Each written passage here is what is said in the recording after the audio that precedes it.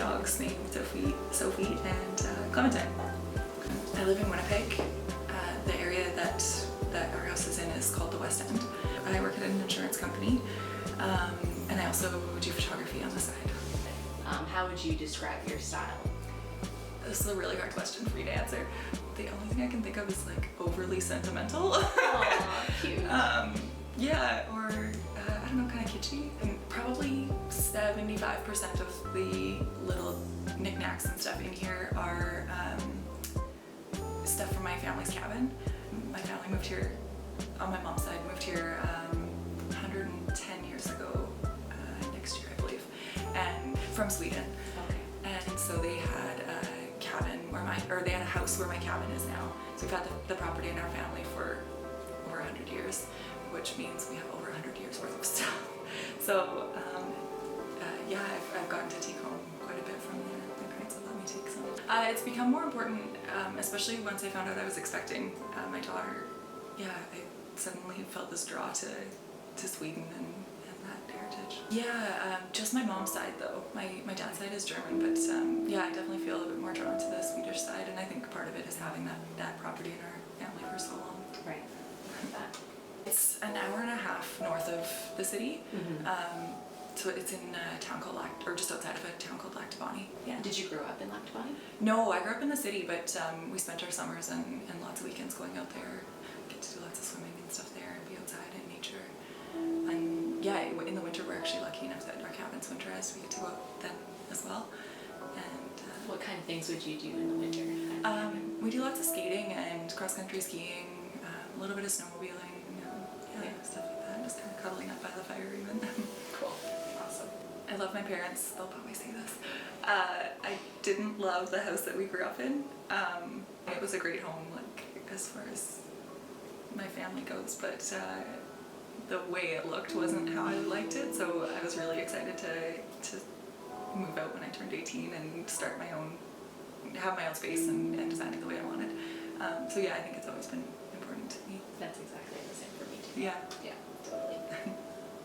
My mom went through a period of time where she was really depressed and not really getting out of bed too much. Mm-hmm.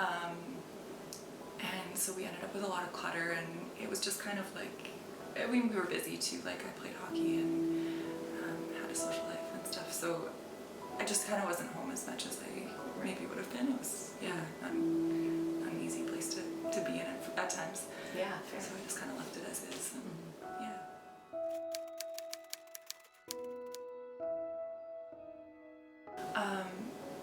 Yeah, that's a big one actually. For me, I get really, really anxious and upset when things aren't the way that I want them to be, if things aren't in their place, and if things look dirty or dusty or anything like that. Yeah, it causes a lot of anxiety for me, and I would assume that's probably where it stems from. Right, and then if everything is the way that you're happy with it, how does that make you feel? I'm just really able to calm down and do other things for myself instead of clean, like read a book, or I can actually calm my mind if my space is clean and tidy in the way that I like it. Cool. Yeah, I think probably a lot of people would relate with that. Yeah, probably. Yeah. Mm-hmm. How has being a new mom changed or not changed your space? It's been a challenge. I don't want kids' toys everywhere. I want my space to be my space. So it's gonna get more and more challenging as she moves and grows and develops. But yeah, so finding unique ways that are still pretty to hide her toys and her baby things that babies need. Do you have any examples of that? Yeah, I have a bunch of like wicker baskets and stuff, and like this weird shortening bucket that has stuff in it, and yeah, just different vessels to hide crap in when I'm not using it. So. My grandma was moving to a smaller apartment, and she was getting rid of a bunch of stuff, and so I ended up with my dad's old high chair from when he was a baby. So yeah, it kind of fits. But then these pictures here are kind of really important to me. This was my great-grandfather.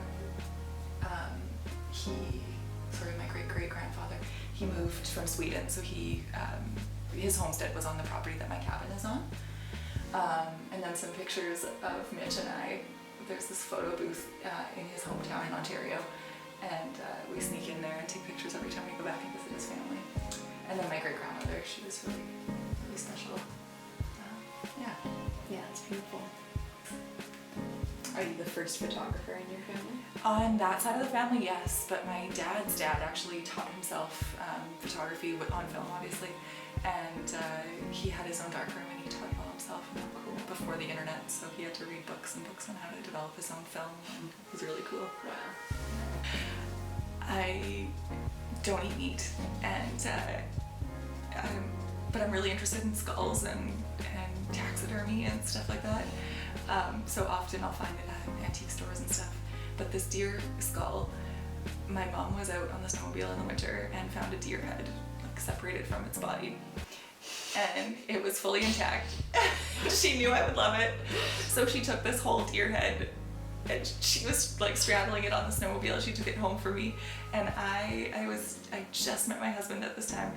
And he asked me what I was doing on the weekend, and I was dissecting this deer head and like trying to get all the meat off of it to hang it on my wall. And so I wasn't gonna tell him this because I was scared I was gonna scare him away. But I was like, you know what, like fuck it, if this scares him away then it wasn't meant to be anyways. And yeah, so I dissected this whole thing and it actually turned out really well, and it was half eaten, like some animals had gotten this deer skull, but it's hanging on my wall now and I love it. It's weird, but That's a great story. That's a so really bizarre, good but story. it's one of my favorite things here now. I love it.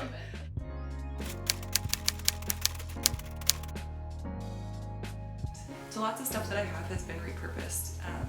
My bookshelf just behind you, I drilled some holes in it and made it into a TV stand so my TV could be kind of hidden, but I still like to watch TV, so so I still have one in the room. But yeah, not too much has been DIY, but lots of it was repurposed. Yeah.